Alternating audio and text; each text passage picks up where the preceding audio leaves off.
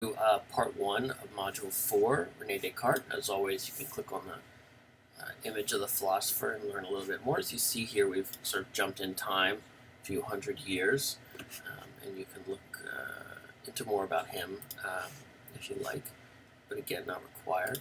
So let's click on Part 1 here. So the standard, as you're used to by now, hopefully. What I want you to read for Descartes is something called the Meditations on First Philosophy. If you click on the link, of course, PDF will open up. But I'm not looking for you, as always, to read the whole thing. I'm looking for you to read what are called Meditation 1 and 2. It starts on page 6 of the PDF. So if we scroll down here, you'll see on page 6 here, Meditation on First Philosophy. So it says Meditation 1.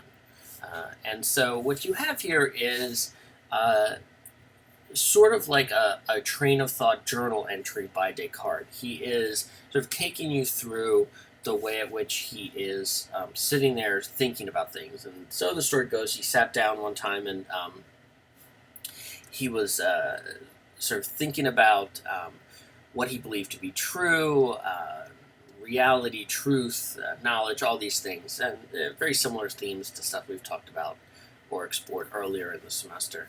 And then after he was done, sort of wrote down what he was thinking.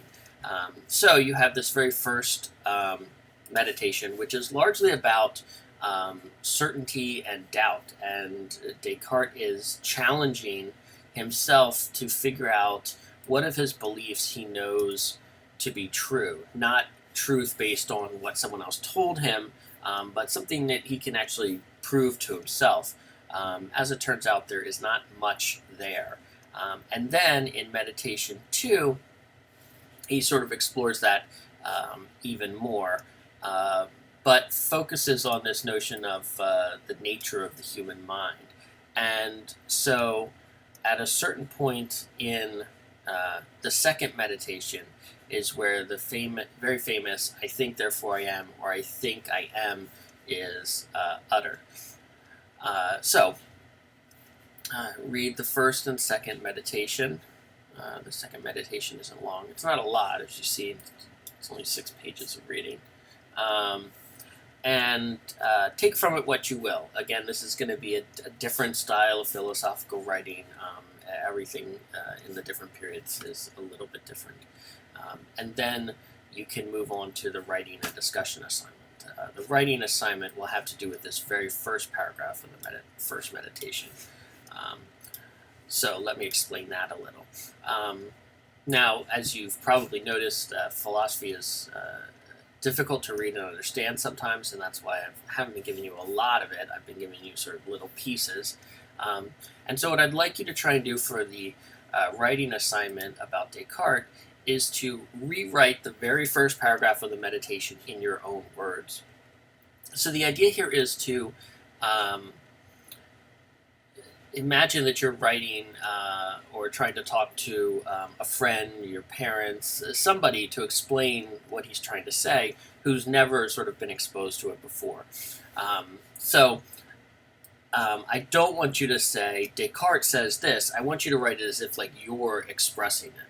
So I put the paragraph here so you could use it as a reference, and I want you to simply take that and put it into your own words using today's language, and do your best to convey his meaning, but through your own voice. Hopefully that makes sense, what I'm looking for you to do there. Try your best. And then for the discussion assignment, this sort of changes the direction a little bit. Since the first meditation is all about doubting stuff, I want you to think about 2 things that most people, maybe even you, assume to be true that they're really not able to prove with 100% certainty. So, for example, although you probably are right about the day you were born, you really have no way to prove beyond all doubt that that is your birth date. Now you might say to me, oh, well, my parents told me this. Well, we're 100% sure we should trust our parents and everything that they say. No. Are they probably right? Yes. But 100% certainty is a lot different than, a high level probability. there are less serious things that you could talk about. For example, that we could doubt whether steak should be a dinner food. Maybe it should be a breakfast food. It seems weird to eat steak for breakfast, or a candy bar for breakfast. And some people would say, "Oh, well, that's weird that you would eat a candy bar or steak or drink a soda for breakfast." Really, why? Based on what? Why is that true? Why do we have this assumption that food is divided up into these specific times when we're supposed to eat them? And there's no other way to think about it. Based on what exactly? And then I think if you explore it, you'll find that there's lots of things out there that basically we just take for granted or assume to be true that aren't really based on anything at all. So see what you come up with there. Okay, I think that is it from Module 4, Part 1. I've explained all that. I look forward to seeing what you come up with, and I will see you in the next video for